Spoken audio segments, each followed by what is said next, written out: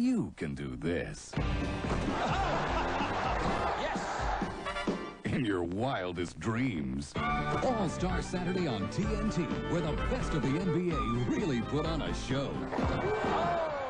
The Gatorade Slam Dunk Championship, the Schick NBA Legends Classic, the American Airlines ITT Sheraton Shootout. Yo! All-Star Saturday, February 9th at 7 p.m. only on TNT. Bigger than life. Okay, now, easy. You didn't say nothing about me having to heal him. Stand by. And action.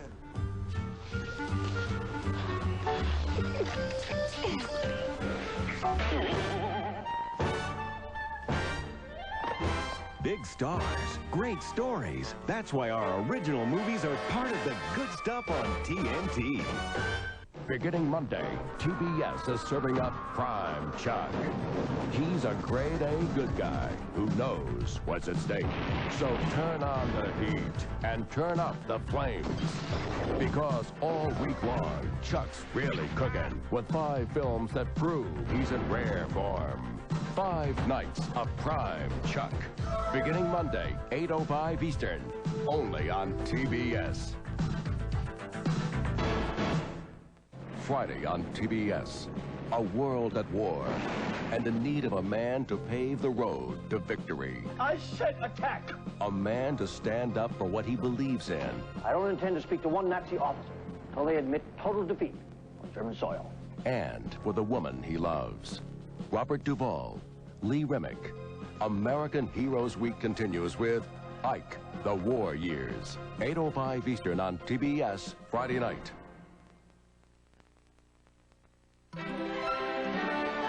This is CNN.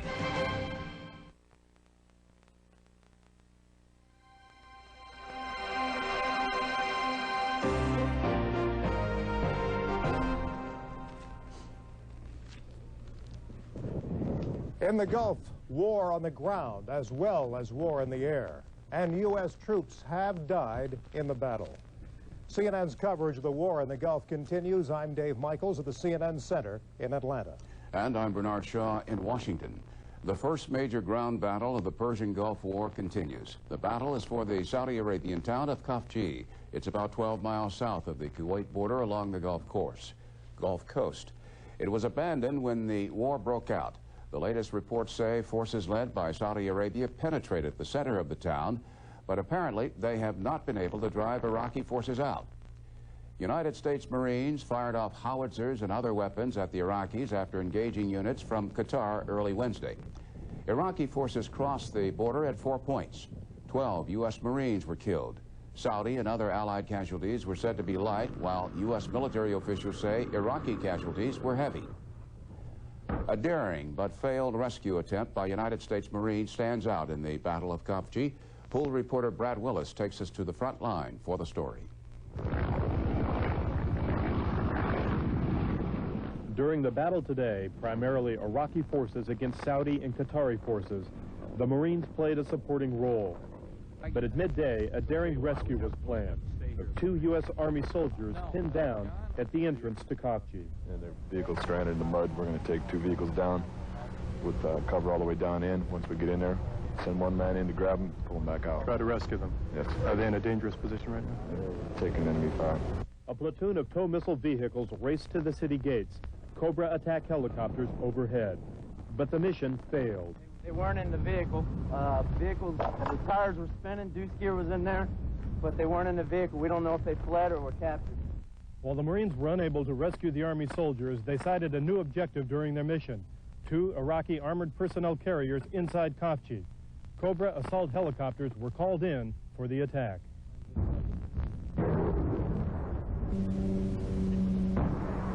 3 times the Cobras attacked, firing tow missiles. 1 target, an armored personnel carrier they claim, was hit, the black smoke visible on the skyline.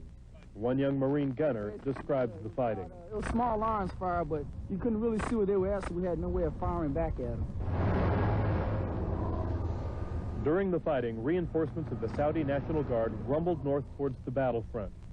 But at latest word, the Iraqis still have many tanks and infantry occupying Khafji. And as the battle continues, on the mind of one Marine commander was the fate of the 2 U.S. soldiers his Marines were unable to rescue.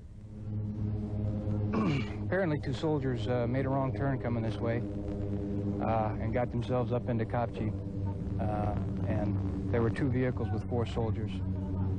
The one vehicle both vehicles began taking small arms fire, and one escaped. On our trip up there, it appeared that one vehicle crashed into a wall. The 2 soldiers that were in that vehicle, we could not find them. The vehicle was there, the doors were open, their individual equipment was there. Their weapons were gone, but we saw no blood stains or no sign of them. The staff sergeant that went up ran around the vehicle looking for them, hollering U.S. Marines, U.S. Marines. We got no response, and then we had to get out of there. The 2 BMPs were several hundred meters away, and I think they were surprised to see us, so we had to get away. It's got to be disappointing not to be able to find those men. Yeah, it's,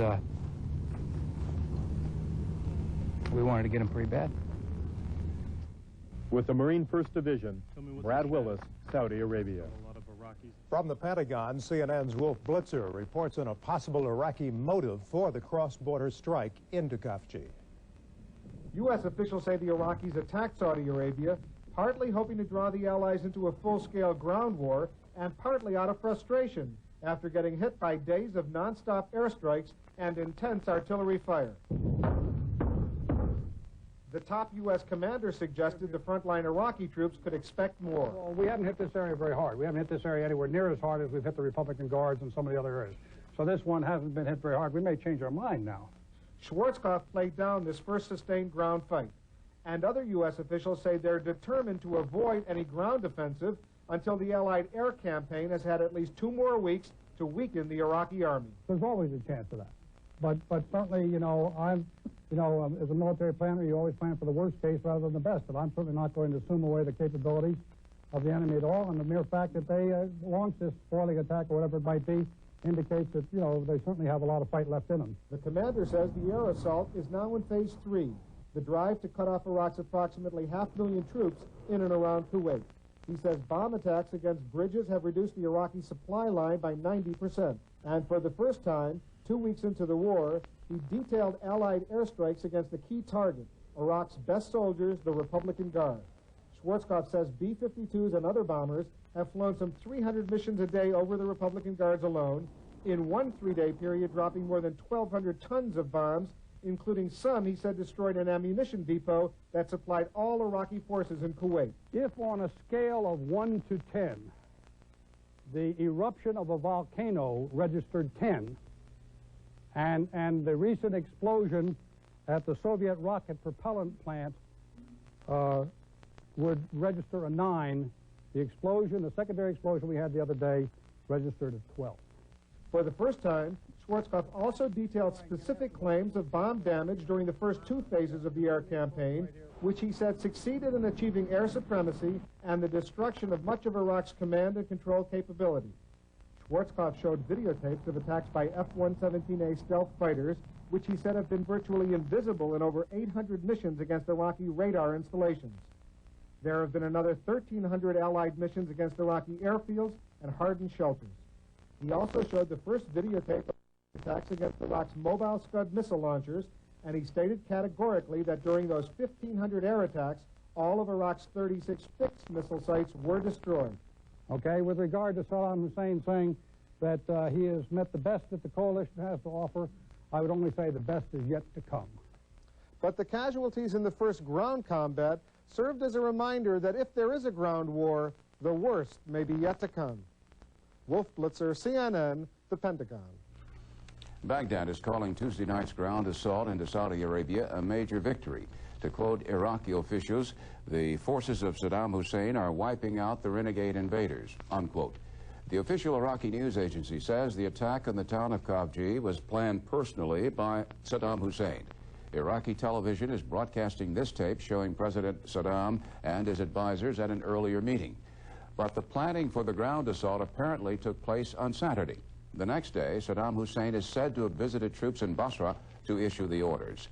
Iraqi television also showed this video Wednesday of what it reports is a hospital in Baghdad destroyed by Allied bombs. Coming up, more from today's military briefings. We'll show you what Allied bombs are doing to Iraqi targets.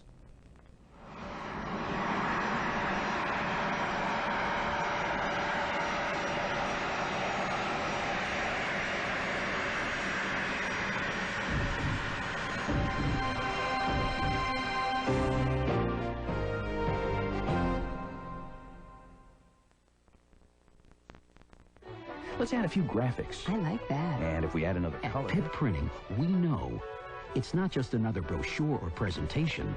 It's your business. This is great. Pip Printing. Give us a call. We'll show you why we're the biggest business printer in the world. The first time I switched pain relievers, it was from aspirin to Tylenol.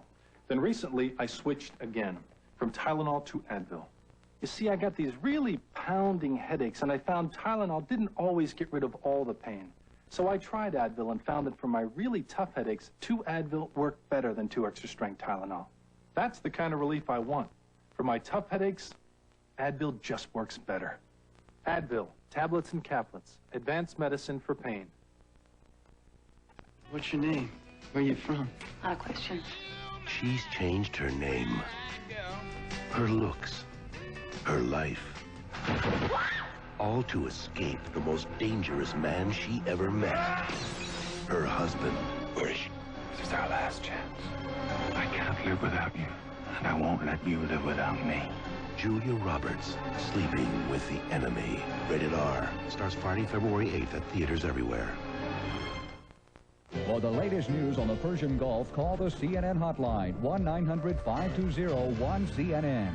The cost is 30 cents for the first minute, 25 cents for each additional minute. Parental permission is required. CNN receives no profit from the call. This is the Discover card, and this is $100 million. That's the cashback bonus earned by card members. But if you don't use this, you don't get any of this. It pays to Discover. Pip Printing suggests that before choosing a printer for your company, you take a moment to check their references. These are just a few of ours. Pip Printing. Give us a call. We'll show you why we're the biggest business printer in the world.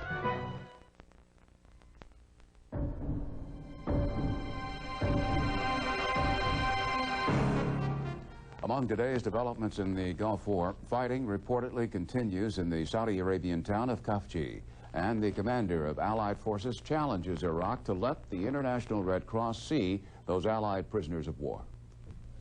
More now from today's U.S. military briefing in Saudi Arabia. Allied commanders showed pictures of attacks on Iraqi targets as seen by special cameras on board U.S. jets. What you're about to see are the hardened aircraft shelters at 3 installations. The first installation being one of his primary MiG-21 bases of the Iraqi Air Force. That shelter was destroyed by a F-117, as are many of the other in this tape. Again, the F-117.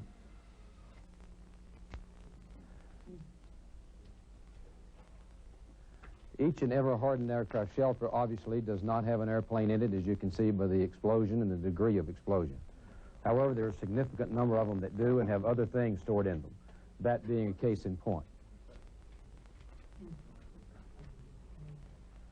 Again, the 117.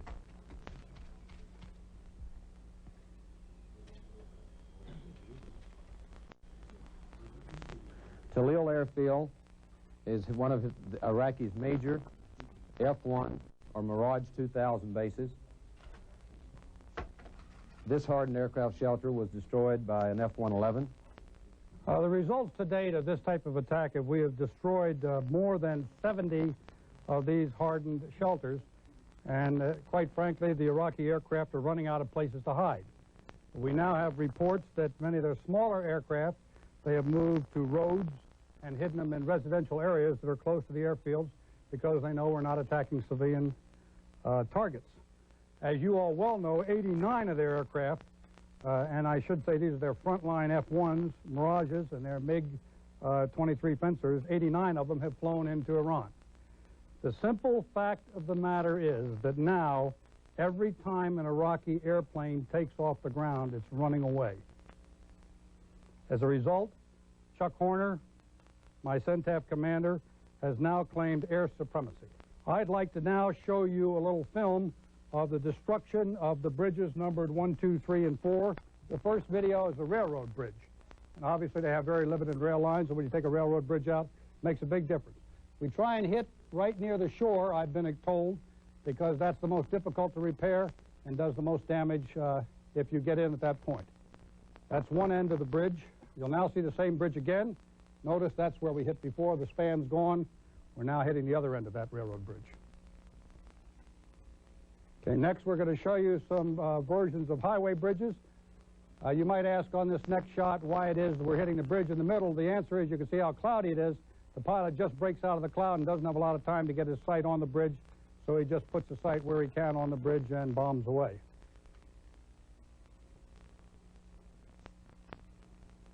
Another type of highway bridge with a different type of abutment structure. Bridge, of course, running this way now.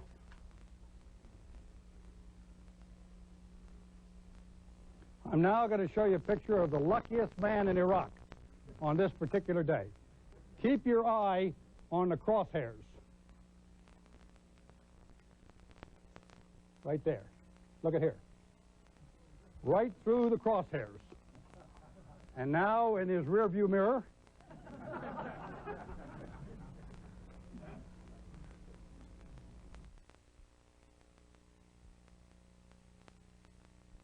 again, those pictures are from today's U.S. military briefing in Riyadh, Saudi Arabia. A message of U.S.-Soviet unity in the war may have sent the wrong signal. The story when we continue.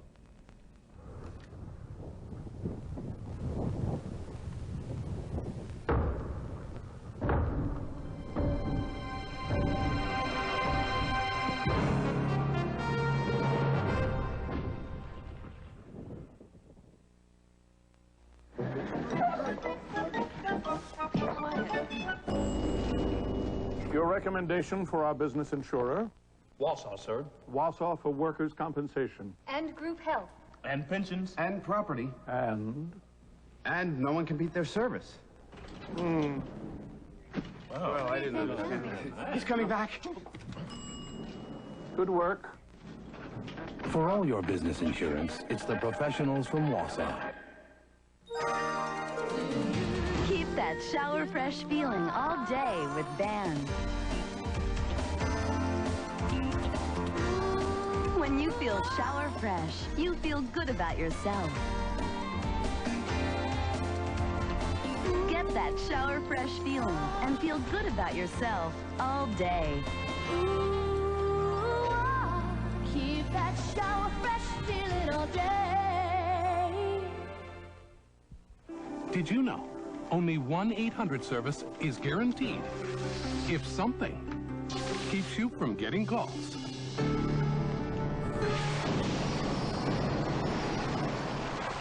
Only AT&T automatically protects you with our 800 assurance policy. Now we can reroute your 800 calls faster than ever, in 30 minutes or less. 800 calls that get through. Another AT&T advantage. Sarah, keep an eye on your brother.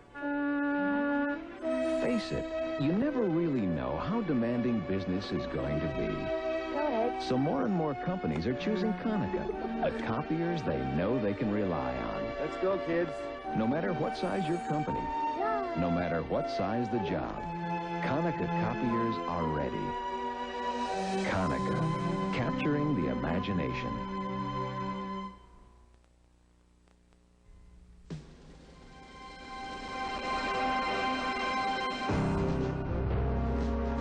Among Wednesday's developments in the Gulf War, continued fighting in the Saudi port town of Khafji, and Amman is claiming that Allied bombing raids have killed Jordanian civilians. The Bush administration is trying to clear up confusion over last night's U.S.-Soviet statement on the war.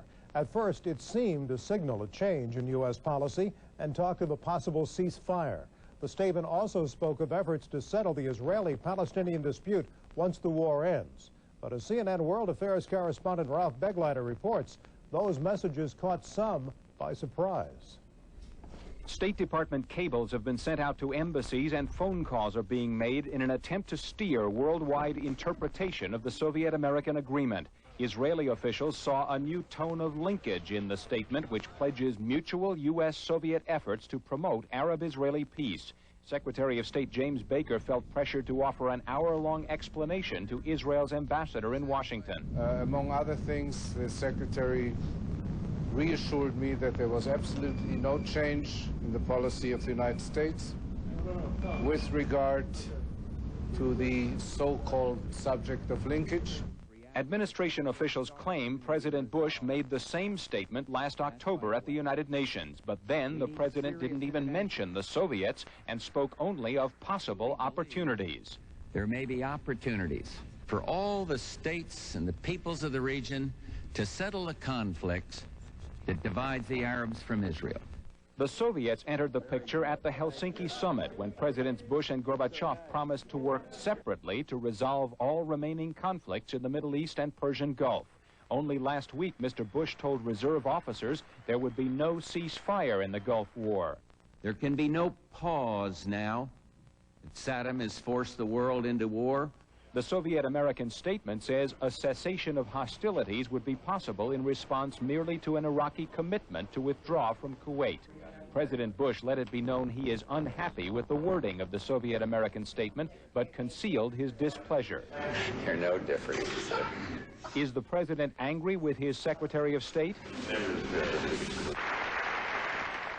As the president went before Congress for his State of the Union speech, irritated aides say he and National Security Advisor Brent Scowcroft were unaware of the superpower agreement. Baker's staff is defensive. Like the statement does not call for linkage. It does not call for a pause for peace or a ceasefire or change our policy one iota. Saddam Hussein has shown no inclination to take up the superpower offer of a cessation of hostilities. But despite the Bush administration's denials of any change in policy, the new wording in the Soviet-American agreement keeps the Soviets on board against Iraq. It also formalizes for nervous Arab states an American pledge not to allow the Gulf War to completely wipe out another Arab nation. Ralph Begleiter, CNN at the State Department. Jordan is accusing the Allied forces of killing 4 of its citizens on a main highway between Baghdad and Amman. The government says the Jordanians died during air raids in Iraq while they traveled toward the Jordanian border.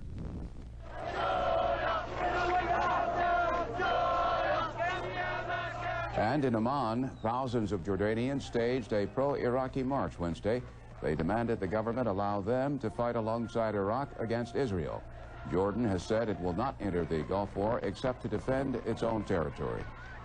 Coming up, the Gulf War and the threat of international terrorism. We'll talk with an expert.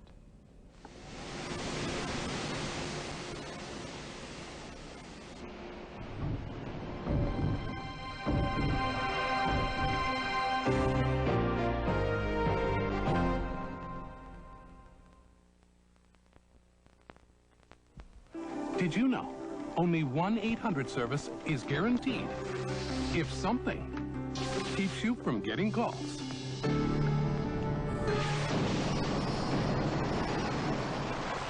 Only AT&T automatically protects you with our 800 assurance policy. Now we can reroute your 800 calls faster than ever, in 30 minutes or less. 800 calls that get through. Another AT&T advantage. Some people are still wondering if PIP Printing does multicolor printing. The answer is yes, we do a little. Enough to fill this little football field every day. Color printing. One more reason PIP Printing's the biggest business printer in the world. Before I switched from Tylenol, I did my homework. I found times. I don't take just any medicine, but I do take Advil.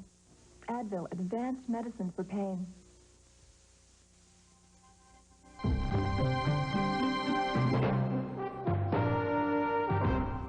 Among Wednesday's developments, Iraq attacks Saudi Arabia's northeast corner. 12 United States Marines are killed in combat. Saudi-led Allied troops retaliate through the night. It is unclear if they have recaptured the city of Khafji. Terrorists are striking at Iraqi's enemies in the Persian Gulf War. Bombs rocked Allied targets today in 2 Turkish cities. In Prague, the embassies of the United States, Britain, and Israel were on alert for terrorist attacks. Czechoslovakian troops and armored vehicles were guarding those embassies. The Turkish group Dev Sol said it bombed U.S. servicemen's cars in Ankara, and a Catholic group, the Italian consulate, and the American Union Company in Istanbul. The U.S. Post Office has come up with new regulations designed to lessen the risk of terrorist attacks against airlines. As of today, the Post Office has stopped shipping most priority package in the cargo holds of passenger planes. From now on, items weighing a pound or more will travel on all cargo planes. The new regulations mean the airlines will lose about 10% of their $10 billion a year freight business. Joining us now from our bureau in Los Angeles, terrorism expert Brian Jenkins, senior managing editor of Kroll Associates, an international investigative and consulting firm. Brian, at this hour, globally, what kind of terrorism is being practiced now? Well, right now what we're seeing are the echoes of the war rather than the terrorist actions that everyone fears may be carried out by Iraqi agents or Palestinian groups that have allied themselves with Baghdad.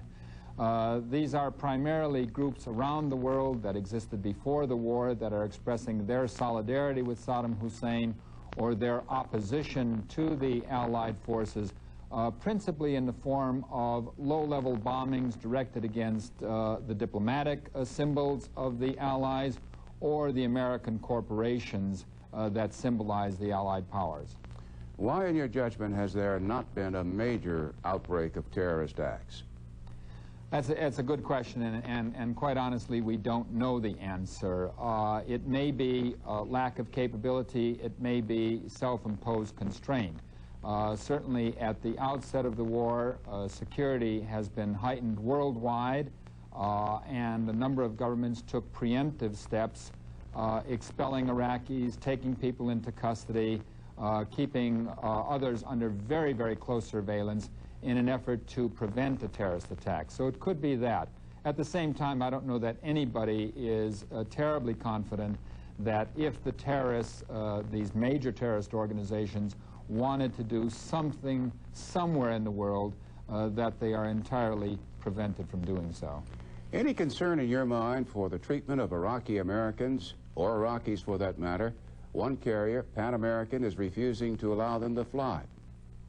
Well, I think there's a general concern, and I think there's a concern particularly as the war continues, and if we get into a situation where Allied casualties mount and emotions will begin to run higher, that there may not only be inconvenience, but potentially threats and hate crimes directed against the Arab communities in Europe and in the United States. That is a genuine concern.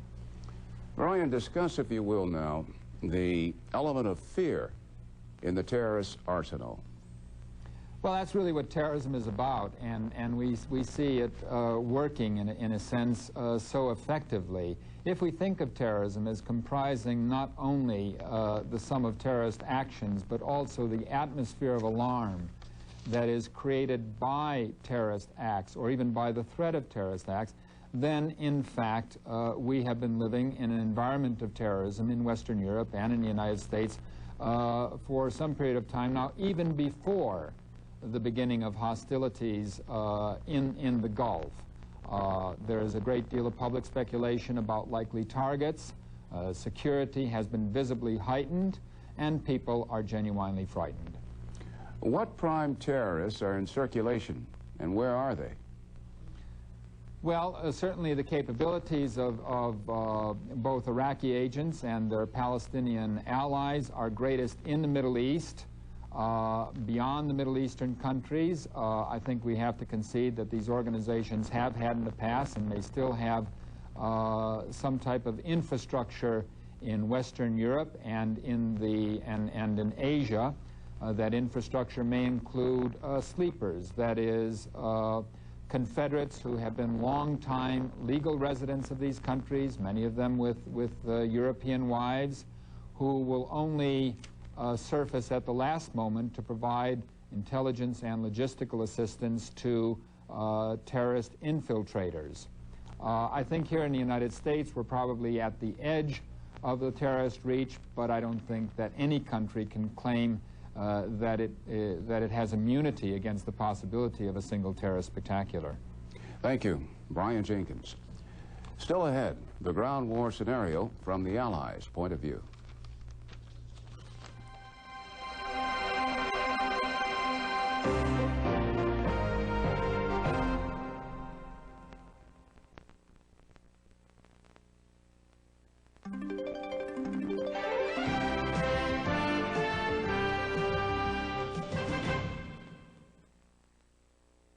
Hey, Zach, look what just came in from the NFL. What's in it? 25 years of Super Bowl glory have been captured in this official commemorative collection. Super Bowl 25 Anniversary Commemorative Collection. Cool! You know, Davey, I remember watching the first Super Bowl with my dad. There's the commemorative box, each one individually numbered. There's the Silver Anniversary Game Program. Wow, This limited edition 25th Anniversary Pin. The official Super Bowl Pack. The special Coach's Cap. This one-of-a-kind commemorative poster. The commemorative tin that holds these collectible Super Bowl cards. And this Super Bowl 25 ticket encased in lucite. Call this number to reserve this priceless collection. Thanks, Dad. Well, I guess you're going to have to get yourself another one. Yeah, I guess so, son. It's only $59.95 plus $7 shipping and handling. To order, call 1-800-257-1257. Quantities limited, reserved now. Visa or MasterCard accepted. Or send check or money order to this address, available only through this offer. This is CNN.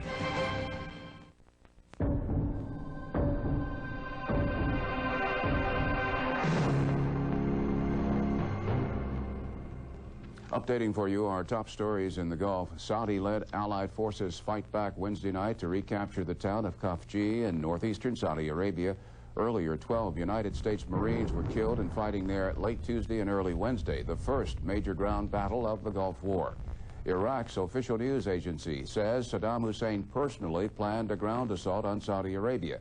But Allied military commanders maintain their forces already have attained air supremacy in the region.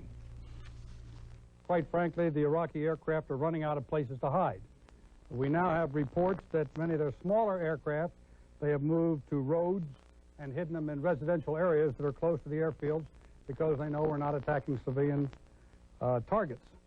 As you all well know, 89 of their aircraft, and I should say these are their frontline F-1s, Mirages, and their MiG-23 fencers, 89 of them have flown into Iran. The simple fact of the matter is that now, every time an Iraqi airplane takes off the ground, it's running away. As a result, Chuck Horner, my CENTAF commander, has now claimed air supremacy. General Schwarzkopf says Allied forces have flown 1,300 sorties against Iraqi airfields, and they have hit 38 airfields at least once in those attacks.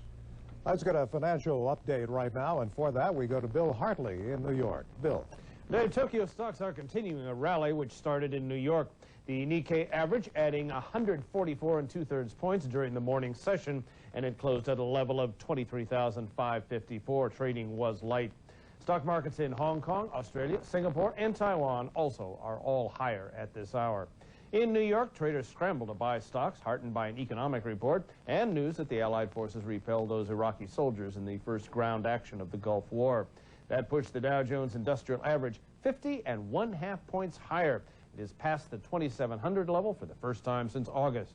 Technology, drug, and financial stocks were all big gainers. Investors also got encouragement from a positive economic report out of Washington. The government saying today the leading economic indicators, a broad gauge of economic activity, rose 0.1% in December. A fall had been widely anticipated. Bear in mind, though, that is a preliminary figure. It could well be revised downward next month. Oil prices slid in New York trading. The benchmark light sweet crude lost 88 cents. It settled at just under $21 a barrel. That's the latest in global business news. We'll have a full financial report on Business Morning at 6:30 a.m. Eastern. In New York, I'm Bill Hartley. Thank you, Bill. Some of the 12 Marines killed in that Battle of Khafji were from the 1st Marine Division, based at Camp Pendleton, California. Fellow Marines and family members are spending a very anxious night wondering about the fate of their friends and loved ones. You know, even though it's fighting for our, the freedom of Kuwait and for us and everything, it's tough. It's very emotional for me. Are you on pins and needles today knowing that that division was involved in a skirmish at the border? Yeah, I am. When I heard about that news, I felt my heart just in my throat. Every one of us Marines feels it. If we hear that there's Marine casualty, sure, it gets you right here in the heart, and it got me right there when I heard it. Yep. The names of the 12 Marines killed have not been released. Defense Department officials say the battle at the Saudi coastal town of Khafji does not signal the start of the Allied ground war against the Iraqis, but there is a growing certainty that a ground war is only a matter of time. CNN's Eric Gershon reports on how it may be fought. With U.S. and Allied ground troops and war machines moving steadily toward Iraq's front lines, Pentagon and Allied military planners say a ground war seems inevitable. Intensive artillery and ground-to-ground rockets will be unleashed in the days before the ground assault begins. Military analysts expect Allied forces will try to sweep around Iraqi fortifications, which extend all along the Kuwait border into Iraq. Called an envelopment maneuver, the Allies would use their fast armor to try to slice behind Iraqi lines and eventually toward the Republican Guard south of Basra. There, aided by B-52s and other bombers, they would try to pin down the Guard, preventing it from reinforcing other troops. At the same time, analysts foresee the possibility of airborne troops landing behind Iraq's front line, inside Kuwait, and further cut off reinforcement or retreat.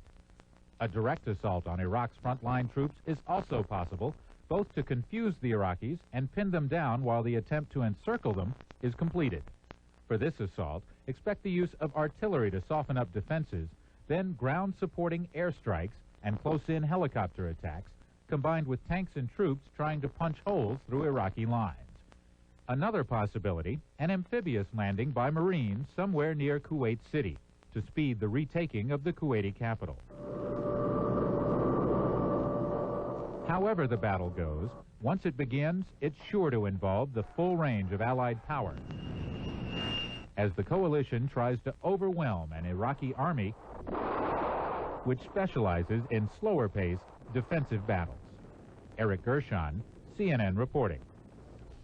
A look at Iraq's treatment of Allied prisoners of war when we come back.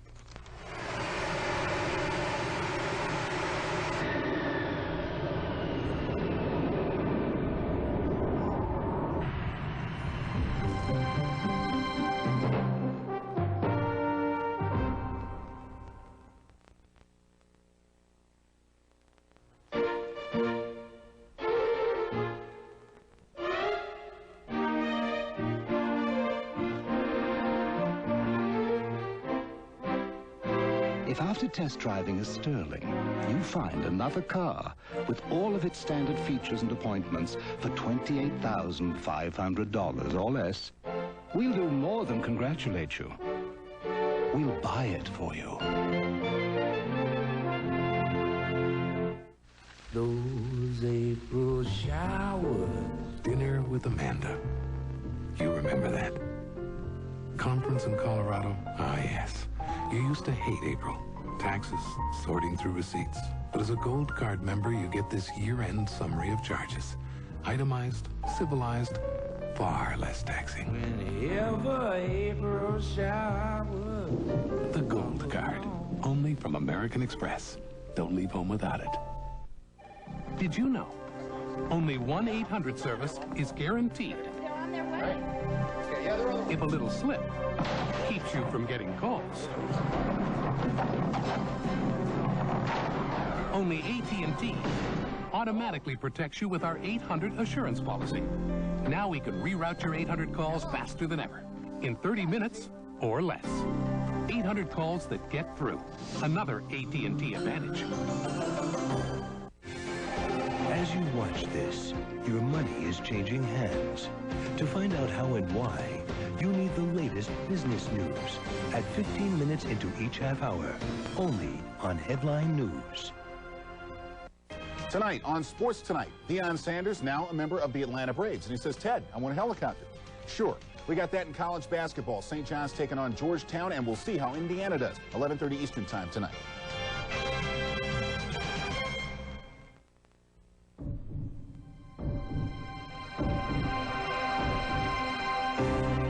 Developments as the war ends its second week. 12 U.S. Marines were killed in ground combat in northern Saudi Arabia.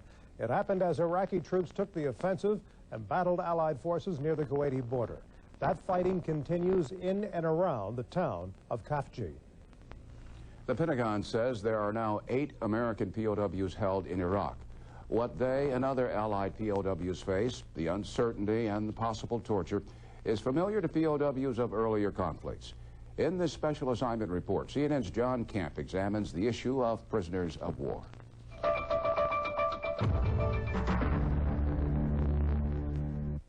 The images were vivid and disturbing. The battered faces of American, Italian, and British airmen taken prisoners by the Iraqis. This war is unjust, and I hope that I will be remembered for not wanting to participate in the harming of the Iraqi people. The stilted, robot-like statements of Alliance prisoners of war were grim reminders of past horrors of wartime captivity. The Bataan Death March of World War II. The so-called brainwashing of Korean war captives. The torture of Vietnam POWs. There is a notion that war prisoners should at any cost resist answering questions beyond what is known as the Big Four: name, rank, service number, and date of birth.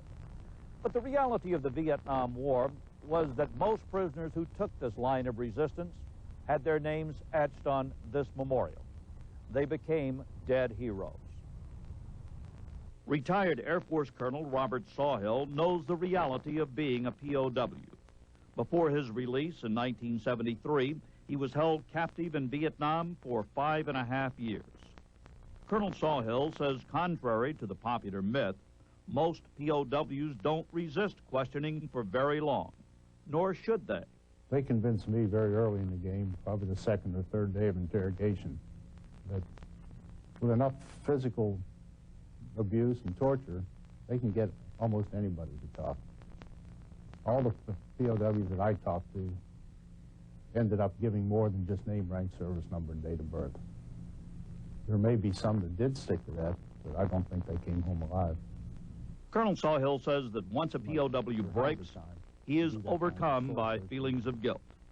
Basically, I felt like the traitor, the worst person I could ever imagine. There's going to be some rough sledding psychologically for them ahead. In terms of the hostage syndrome, Psychiatrist Dr. Gerald Post specializes in the psychology of terrorism and studied the emotional impact of captivity on Vietnam POWs. How does this compare with your experience of observing Vietnam POWs? there the coercion was more psychological and the fear of death, and here there's obvious physical damage that's been done to them. What is your unit? EMO2. Dr. Post reviewed for CNN videotape statements of the captives made by the Iraqis. You know, that's a very flat, unanimated voice. It almost feels drugged on one case, but the cadence is very stilted and almost lifeless. I would like to tell my mother, my father, and my sister that I am well treated and that they should pray for peace. Here is this man with bruises and cuts all over his face saying, I would like to tell my mother and my father and my sister that I am well treated, with manifest visual evidence that he has not been. That's a very... Every time we see Saddam send a message, it's very important to remember there are two audiences. On the one hand, he's sending a message to the West But he's sending at least as an important message to his people and to the Palestinians. And he's saying, look, I am able to capture and humiliate the agents of the evil imperialists. Your age? 46. There are military training programs that teach surviving captivity. But experts say these programs cannot match the reality of being a POW. I think that's true. Oh, there were people that didn't break who died. There were people who successfully Military resisted. historian Dr. Fred Kiley says the code of conduct requiring prisoners to resist questions to the utmost of their abilities and provide just name, rank, serial number, and date of birth is only a guideline. It was an ideal, a kind of an ethical standard that people could aspire to, but I don't think even the original framers of the code intended it to be legalistic or that rigid. It's just not humanly possible. Even wars are governed by rules. In the case of prisoners of war, the standards are set by the Geneva Convention. But experts say the battered appearance and the demeanor of the captured airmen and the rapid manner in which they were used for Iraqi propaganda strongly suggest that Saddam is operating by his own rules. I'm John Camp, CNN Special Assignment. If you would like to write the special assignment staff, the address is Post Office Box 2727, Atlanta, Georgia, 30301. When we continue, are U.S. troops in the Persian Gulf really protected from a biological attack?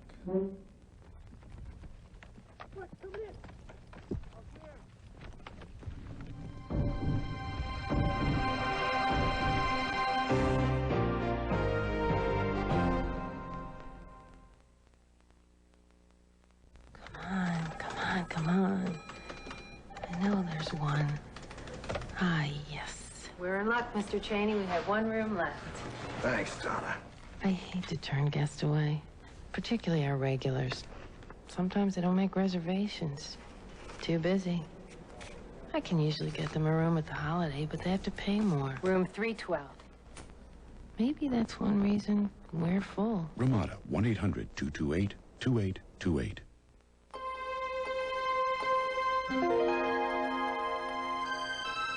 It begins at dawn. They've come for you.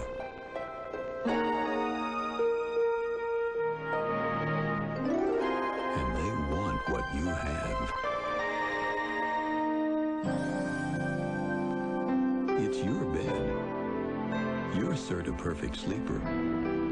But it's the most comfortable spot in the house. The Serta surface and support only Serta builds in makes it that way. So if it gets a little late for breakfast, there's always brunch. Is it any wonder people are saying, I want my Serta? That's life. You little monkey face, you. Yeah, you didn't look so hot yourself a few months ago. When the medical crisis is gone, the bills should be too. Aflac supplemental insurance helps close the gaps in your health insurance, like deductibles, co-payments. Aflac lets you get on with your life. Grandpa came through a lot to see you. She's my girl. Life supplies the surprises. Aflac supplies the peace of mind. Pip Printing has just what every rapidly expanding business so desperately needs. Someone to handle all the paperwork. Pip Printing. Give us a call. We'll show you why we're the biggest business printer in the world.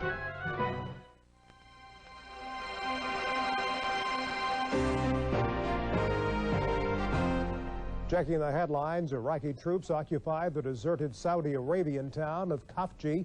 Allied forces are reportedly counterattacking. Allied leaders claim air superiority over Iraq.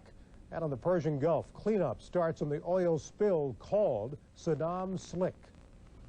Off the Saudi Arabian coastline, a Norwegian oil skimmer reportedly is at work skimming crude from the world's largest oil slick. The Coast Guard estimates the oil released by the Iraqis from a Kuwaiti terminal will arrive off Jubail, Saudi Arabia, Thursday. This slick is said to be about 50 miles long, 12 miles wide, and its nearly 300 million gallons may threaten Saudi desalination plants along the coast. There are concerns about some body armor Allied troops are wearing in the Persian Gulf. The company that sold $3 million worth of body armor to the Allies, American Body Armor and Equipment Incorporated, is being sued by Houston police. The suit claims the protective vests police bought were substandard. The company denied the claims and said it sold a different type of vest to Allied troops. There is also concern about protecting Allied forces from biological weapons. The Pentagon says U.S. troops can defend against such attacks. But CNN's Eugenia Halsey says there are charges of government foot-dragging. At an Army lab in Fort Detrick, Maryland, government scientists have been working on ways to counter the threat of an attack of deadly invisible germs. But a former Defense Department official says the government should have done more. It is a national scandal that we are not better equipped to deal with this kind of threat. U.S. officials have long suspected Saddam Hussein of stockpiling agents responsible for such diseases as anthrax and botulism. Both diseases can be fatal.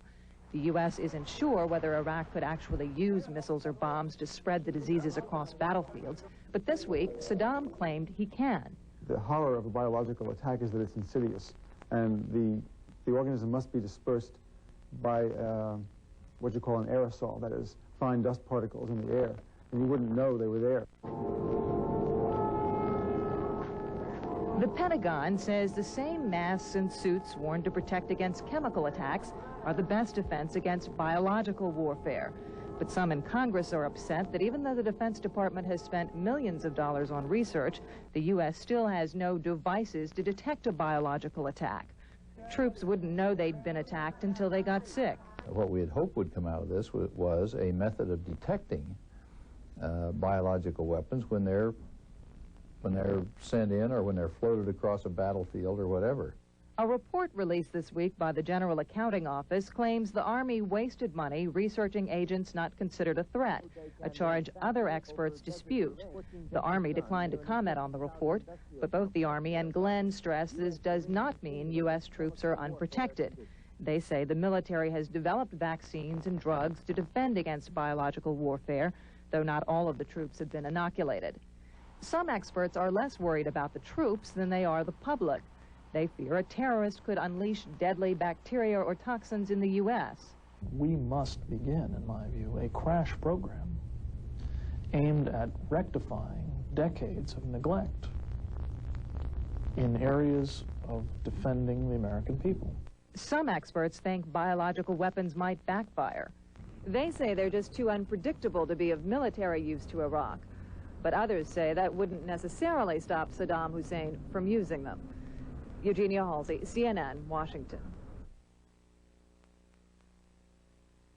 News from Medicine is brought to you by aspirin-free Excedrin. At last, an aspirin-free formula from Excedrin. Use only as directed. Excedrin headache, 1968. I can fix it myself. It's walking! Go! Pull the plug! Oh, you have a headache. An Excedrin headache. Excedrin headaches have been around for years, but today there's aspirin-free Excedrin. It's strong medicine that works on today's tough headaches. Life is full of Excedrin headaches, so isn't it great that the makers of Excedrin also make aspirin-free Excedrin? Aspirin-free Excedrin, at last.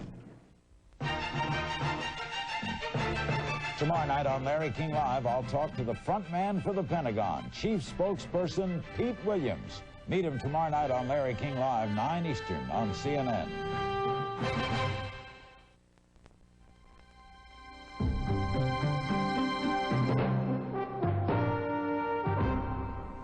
Repeating our top story at this hour, Saudi-led Allied troops fight through the night to recapture the town of Khafji.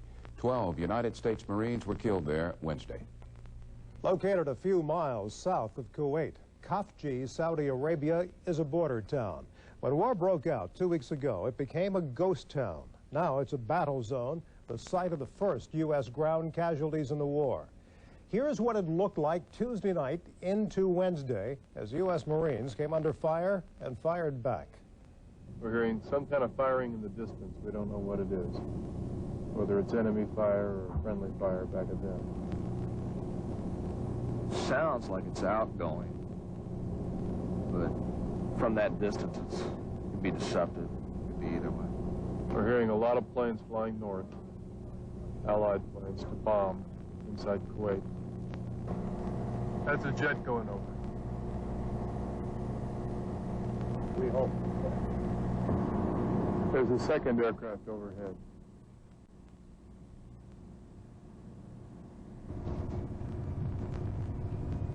More coming to your right. Tow missile vehicles rolling now.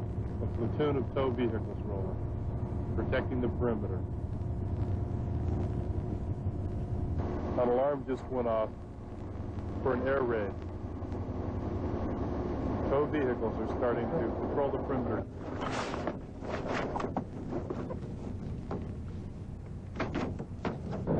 And we've just been told that the Marines believe that tanks have rolled into Khafji, into Saudi Arabia, Iraqi tanks. Chinook attack helicopters are starting to scramble from this base now to engage those tanks.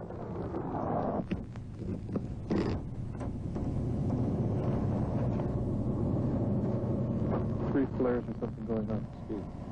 These apparently are flares. Apparently are flares to light up a portion of the desert below the border to see what's out there. It was small arms fire, but you couldn't really see where they were at, so we had no way of firing back at them. A lot of Iraqis still inside Khafji right now? I believe so, yes. We've seen a lot of airstrikes going in and artillery fire going in also. And earlier we saw a couple of them fire, I guess you could say the rocket systems going back this way. The Iraqis firing back. Right, they had, I guess it was maybe about 2 hours ago, they had a rocket system that fired back out, going back this way. No telling where it hit at though. Station calling, first negative mile, no problem, no station. M60 tank.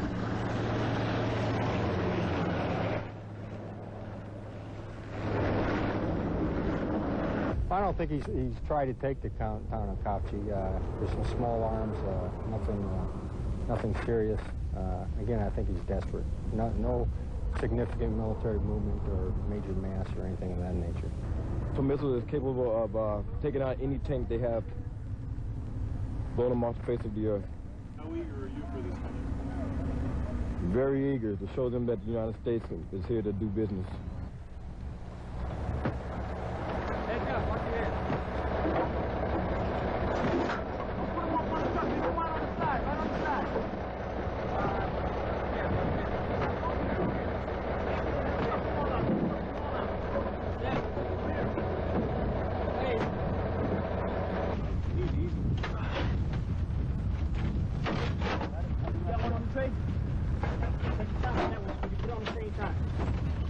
Okay, that's good, that's good. This one down here, put it over, just leave it on the board. Can't put no more, just leave them right there on top of the truck and bring them down as they come.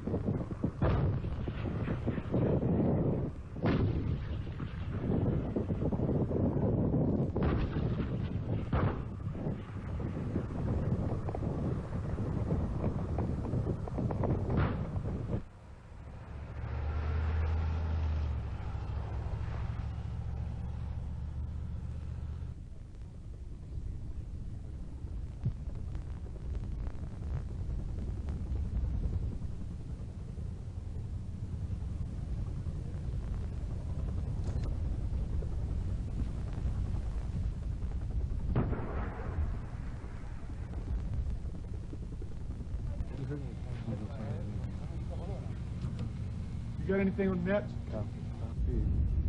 The Cobras are going in now for a second assault. 2 Cobras. There goes 1 flare. 2 flares. Dropping 2 flares. Making their second assault on the target.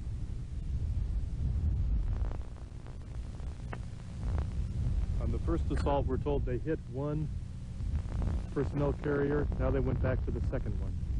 But they're retreating. I'm Dave Michaels of the CNN Center in Atlanta. Our war coverage continues next with Gulf Talk. Good night, Bernie. Good night, Dave. We will go over the events of the day with our military analysts and other guests. I'll join you shortly with Gulf Talk. It's just ahead on CNN. I'm Bernard Shaw in Washington.